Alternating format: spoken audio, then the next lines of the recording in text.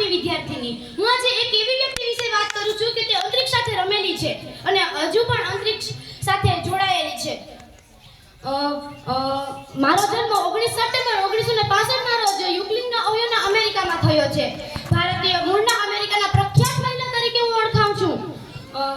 મારા પિતા દીપક પંડ્યા, માતા ઉર્સુલી બોની પંડ્યા છે. મારા 3 ભાઈ બહેન છે, તેમાંની સૌથી નાની હું છું.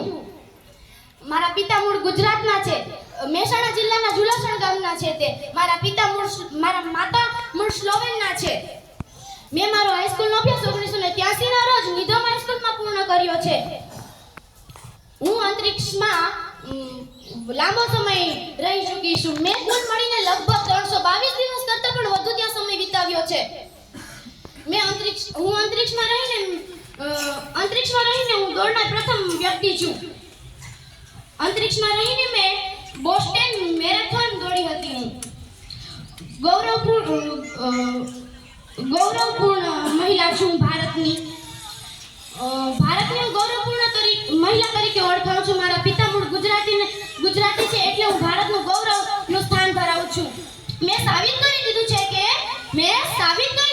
કે મહેનત, બુદ્ધિ અને શાંતિ મહિલાઓ અંતરિક્ષમાં પહોંચી શકે છે.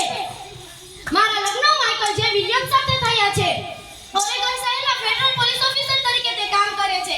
મારી રસની પ્રવૃત્તિઓ રનિંગ, સ્વિમિંગ, સાયકલિંગ, સ્નોબોર્ડિંગ અને શિકાર વગેરે જેવી છે. હું જ્યારે 2007માં ભારતે પ્રવાસે ગઈ હતી ત્યારે મને એવોર્ડ આપવામાં આવ્યો છે.